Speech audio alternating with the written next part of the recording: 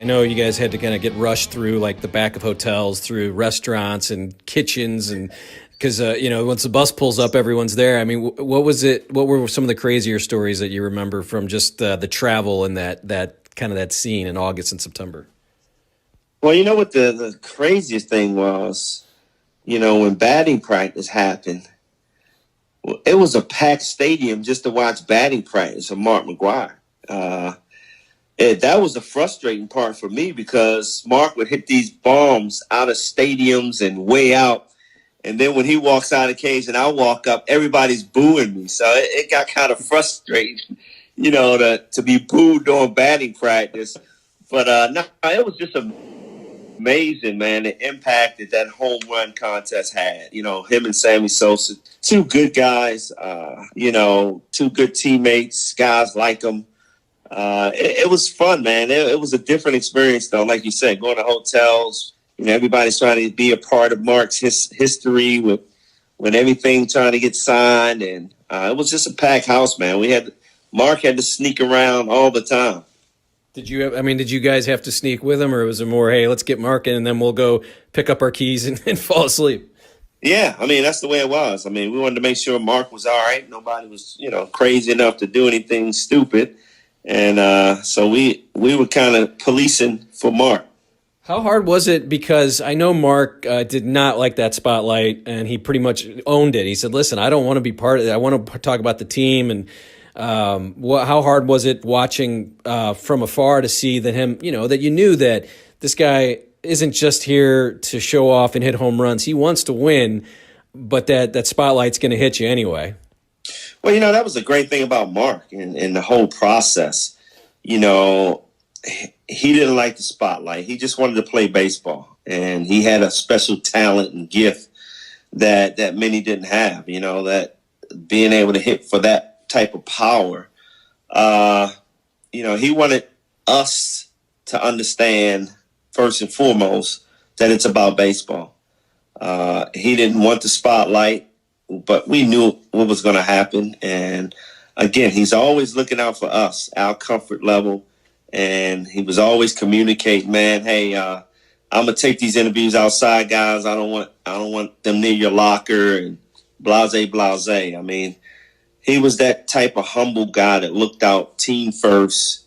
And, he just felt like it was just another day. I just want to come in and have fun playing baseball with my teammates. But we all knew what it was all about. The media is the media, and it was a great story every day. And it couldn't happen to me or to a better guy, a better teammate, should I say. I've seen many batting practices, but I never saw him have to bunt or try to go to right field. Didn't you go, hey, we're trying to work on stuff here? He looked like he was working on hitting at 550 feet. Hey, with that type of gift, man, you better not bunt. Yeah, it was a fun year. What was the 62 night for you like? Just kind of, that felt like a playoff game. I was there, and it was just so different than any regular season game. But what was it like just being that build up? Because the whole weekend you're home, you get the 60, right. 60 and the Saturday, and then 61 on Labor Day, and then Tuesday's the last day before you guys go on a road trip. So he has to do it if he's going to do it in front of that whole little weekend, that time. What was it like going to the ballpark and being around it, and what did it mean to you just to be around it? It was a frustrating night for me because I had injured my wrist, and I knew how bad my wrist was, but I knew I wanted to be in the lineup, and I knew Tony La Russa wanted me in the lineup. But, I told Tony, man, my wrist is killing me, and there's no way I can play. And, so we had that whole conversation before the game, and to not be in the game, I kind of sit back and say, dang, I regret that. I should have just tried to play with all the pain and get through it.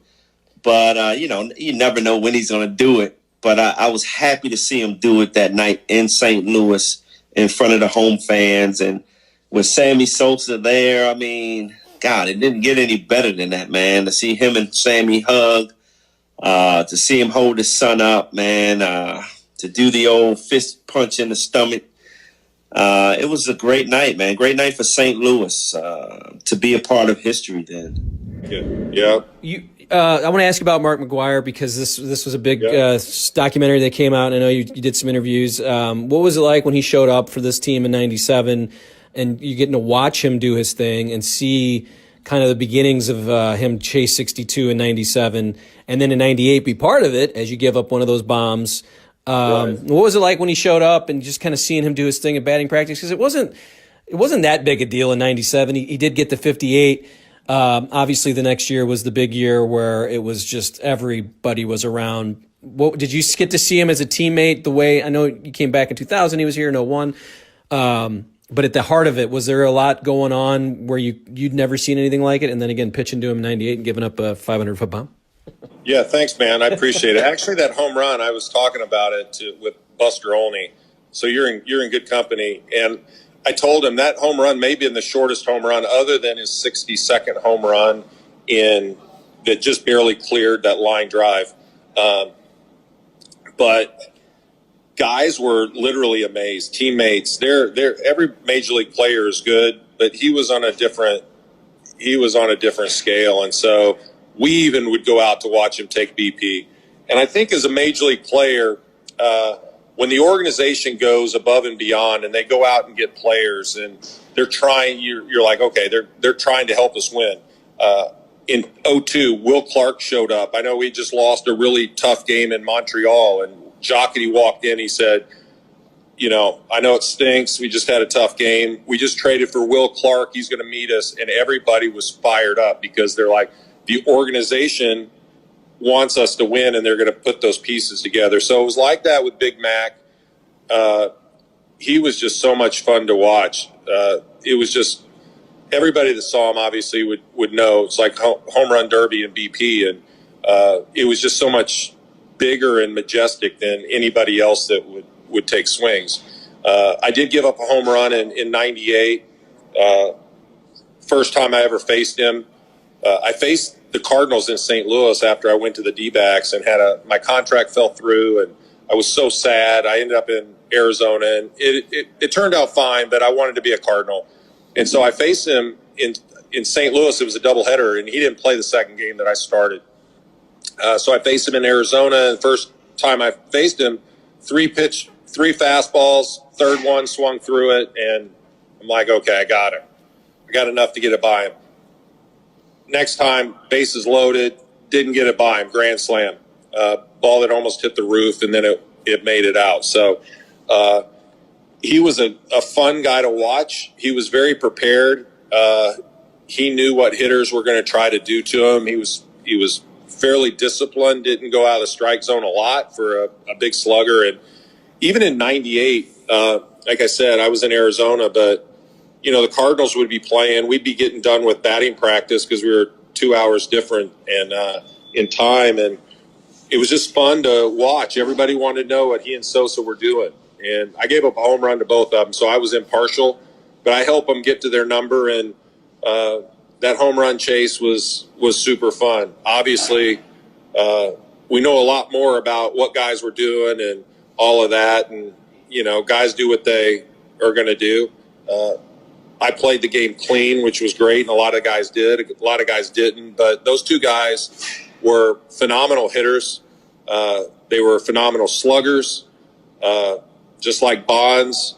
And I say all the time, those 3 guys are bona fide Hall of Famers. Did they make mistakes? Sure. There are a bunch of Hall of Famers that were in the same boat that they are. And few of them even got caught and served suspensions. But, hopefully those 3 guys, because they are such a big part of Major League history, will make it in. Teammate of yours, one of the Bash brothers. What was that like playing with? And in '97, you had McGwire and you had Canseco on the same team. Canseco obviously was back from the Texas Rangers and Red Sox in his last year, I think. What was that like playing with those guys? Oh, it was crazy. I mean, it was different. I don't think they were as close as they were earlier in their career. It kind of it went a little sideways after that, I think, too. Yeah. It was neat. We were hoping that they'd start doing the Bash Brothers stuff again, but they never did the 4-on bashes and stuff. But I was pretty close to McGwire and Giambi. McGwire always he kind of took me under his wing, but he always was messing with me. And Giambi was, I think, only a year older than me, so him and I were pretty good buddies too. The Canseco was he was kind of a different breed, but he was hilarious. He'd do a lot of funny stuff, you know. And then, actually, I think somewhere with the Angels one year, he was in spring training with us, and I remember him saying that he could still run like a 4.3 down the first or whatever, and I was like, okay, I think I can beat you. He's like, you want to race? And we raced from the foul line, and he pulled his hamstring, and then he pulled it so bad they cut him in spring training.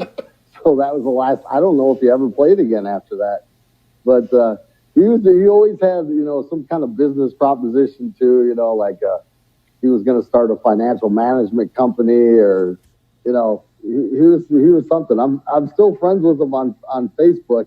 I haven't talked to him in a while though. We were trying to get him to see if he'd play in our league. Boy, there's no bars here open after 1. It was hilarious to me. I didn't call it. I'm not. Oh my God! But it did. That's what they played on the.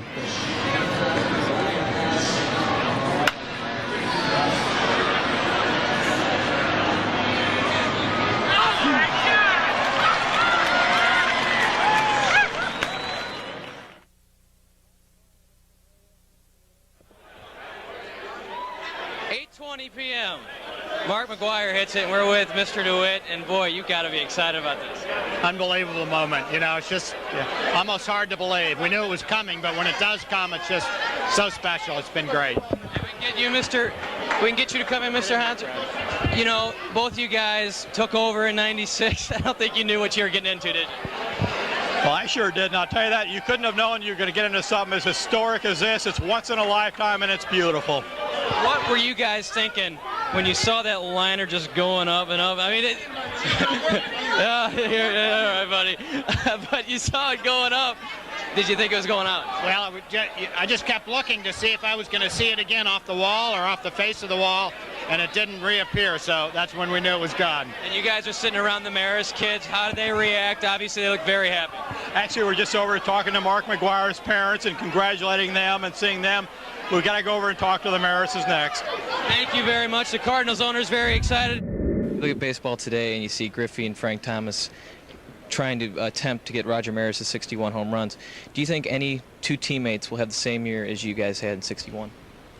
Well, it'll be harder for two guys to hit that many than it will with all the new ballparks and center field fence just being 400 feet away now and like 380 to left center and right center.